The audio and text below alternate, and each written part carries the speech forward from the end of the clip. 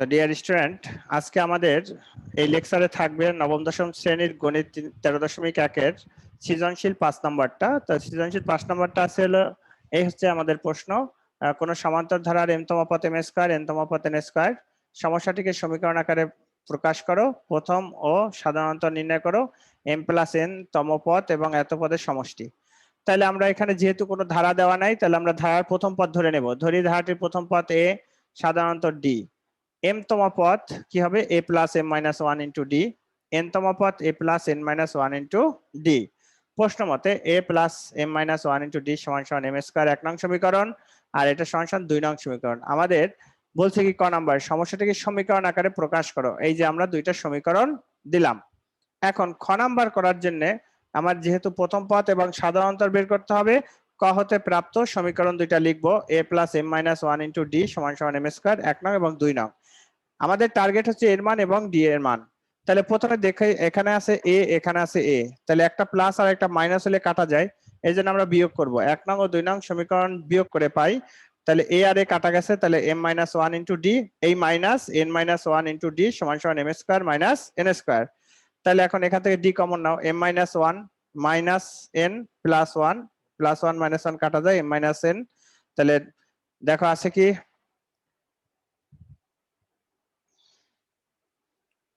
d m minus n সমান সমান m square minus n square. এখন এটা a plus b into a minus b, আর এটা তো গুণ আছে পাশে গেলে ভাগ, তাহলে d সমান সমান কত m প্লাস n। এখন d এর মান যদি আমরা 1 নং সমীকরণে বসাই, তাহলে আমরা কি এর মান হ্যাঁ, d এর মান 1 নং সমীকরণে বসাইলে আমরা এর মান পাবো। d এর মান 1 নং সমীকরণে বসায় পাই, তাহলে 1 নং সমীকরণ আছে এই a plus m minus 1 m plus 1 সমান সমান m স্কয়ার। এখন এই দুইটা গুণ করো, m square plus mn minus m minus n সমান সমান m স্কয়ার। তাহলে a সমান সমান কত, এটাকে বাম পাশে নিয়ে যাও, তাহলে m স্কয়ার, এগুলো আমি আগে সাজাই লিখছি, প্লাস m মাইনাস n এত আর minus m square, minus m square plus m square কাটা যায়, a সমান সমান m মাইনাস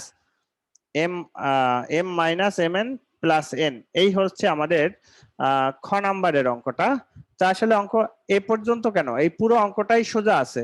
এখন তোমরা যখন গ নাম্বারটা করবা তখন লেখো খ হতে প্রাপ্ত এর মান আর ডি এর মানটা লিখে তারপর হচ্ছে সমষ্টি নির্ণয় সূত্র আর হচ্ছে তম পদের নির্ণয় সূত্র বসায় অঙ্কটা করলেই হয়ে যাবে। হ্যাঁ, তাহলে এখন লেখো গ নাম্বার। আমরা জানি সূত্র লিখে নিতে পারো। প্রথমে আমরা জানি লেখো, আমরা জানি n তম পদ a plus n minus 1 into d, আর Sn n পদের সমষ্টি n by 2 second bracket twice a plus n minus 1 into d, n minus 1 into d। এখন খ হতে প্রাপ্ত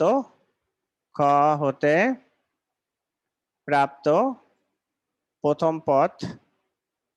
পদ a সমান সমান কত m minus mn plus n, তারপরে হচ্ছে সাধারণ অন্তর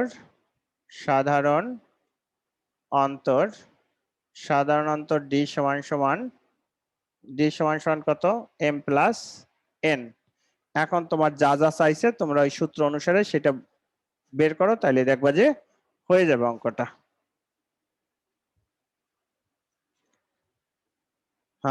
তাহলে সুতরাং m প্লাস n তম পদ সমান সমান a plus m plus n minus 1 into d। তাহলে এখন এর মান কত, এই তো দেখো এর মান কত, এর মান হচ্ছে m minus mn plus n plus m plus n minus 1, d এর মান কত, d এর মান m প্লাস n, তাহলে এখন এটা গুণ করে দাও, m minus mn plus n plus m square plus mn minus m, গুণ করে দেবা, সব গুণ হয়ে যাবে এখন। তারপরে প্লাস n দিয়ে গুণ করো, mn plus n square minus n। তাহলে এখন কি কি কাটা যায় দেখো তো, এটা আর এটা কাটা যায়, plus m minus n plus n কাটা যায়, তাহলে থাকবে m square plus mn plus n square. এইটা থাকে হচ্ছে এততম পদের সমষ্টি। এখন সমষ্টি, সুতরাং এস কত পদের সমষ্টি? S M plus N. তাহলে এখন M plus N by two second bracket twice A plus M plus N minus one into D, minus one into D. তাহলে এখন M plus N by two মান বসাবা, এর মান এখন এই, তাহলে টু ইন্টু এর মান কত? এর মান M minus M N plus N plus M plus N minus one, D এর মান কত? ডি এর মান হচ্ছে M plus N, M plus N, D এর মান হচ্ছে এম প্লাস এন। তাহলে এই হচ্ছে আমাদের মান বসানোর কাজ। এরপরে আমরা দেখো কি করব,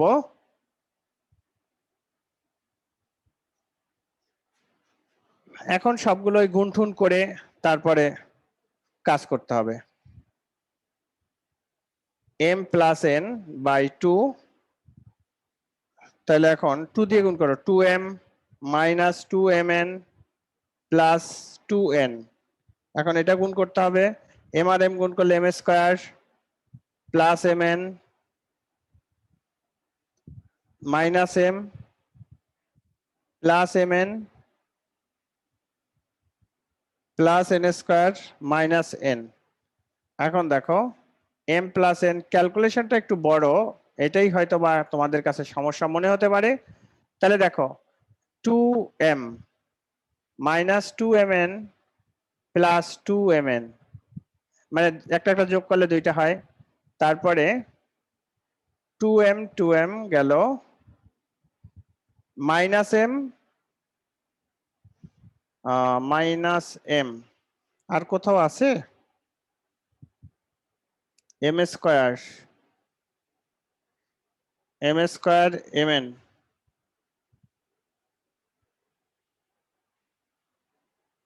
প্রথম তিনটা, তাহলে এম স্কোয়ার এম এন এত গেল, তারপরে এম এন এন স্কোয়ার, ঠিক আছে। তাইলে এখন টু এম আর কয়টা, কোথায় এম আছে? এখানে একটা মাইনাস এম আছে, তার মানে আমরা একবার লিখলাম এম, দুইটা থেকে একটা এম গেল, একটা এম থাকে, মাইনাস টু এম এন আর প্লাস টু এম এন। আর এখানে আর একটা কি আছে, এখানে একটা এম স্কোয়ার আছে, লিখলাম এম স্কোয়ার, আর টু এন থেকে একটা এন গেলে একটা এন থাকে প্লাস এন, আর প্লাস এন স্কোয়ার, আর কি কিছু আছে এখানে? মনে হয় না।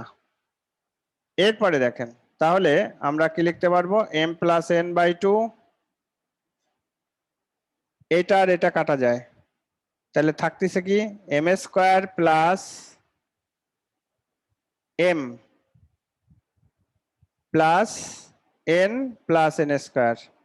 এখন আবার এটার সাথে এটা গুণ করে দাও, এখন এটার সাথে এটা গুণ করে দাও, আর যদি গুণ না করে এভাবে রেখে দাও তাতেও হবে, গুণ করার দরকার নাই।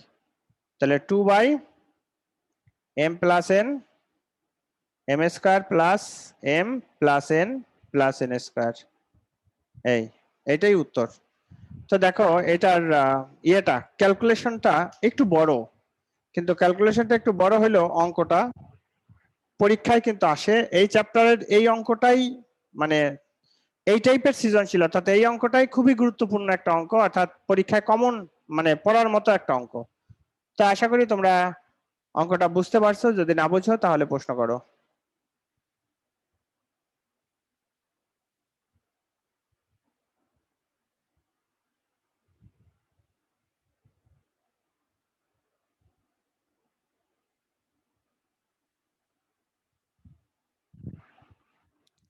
তো ডিয়ার স্টুডেন্ট, এই ছিল আমাদের আজকের লেকচারের শেষ অঙ্ক।